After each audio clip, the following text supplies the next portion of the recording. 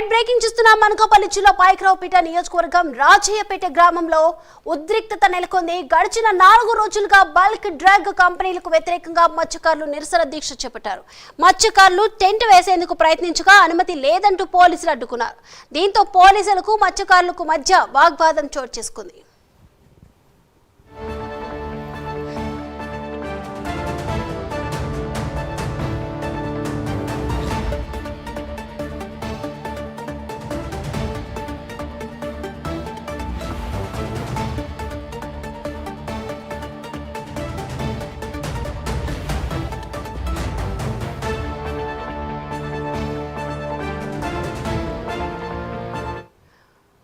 Right breaking చూస్తున్నాం. అనకాపల్లి జిల్లా పాయకరావుపేట నియోజకవర్గం రాజయ్యపేట గ్రామంలో ఉద్రిక్త వాతావరణం నెలకొంది. గడిచిన 4 రోజులుగా బల్క్ డ్రగ్ కంపెనీలకు వ్యతిరేకంగా మత్స్యకారులు నిరసన దీక్ష చేపట్టారు.